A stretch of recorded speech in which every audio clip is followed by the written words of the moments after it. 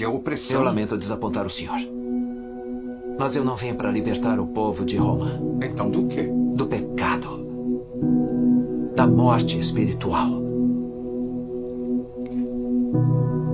Deus ama tanto este mundo que deu seu único filho para que todo aquele que nele crê não pereça, mas tenha a vida eterna.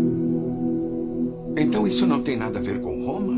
Isso é tudo sobre pecado? Deus não enviou o próprio filho ao mundo para condená-lo, Sr. Nicodemos. Ele o enviou para salvá-lo, através dele.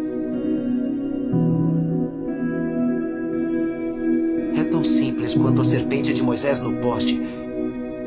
Quem acredita nele não será condenado. Mas quem não acredita já está condenado. Você já ouviu alguma coisa assim antes?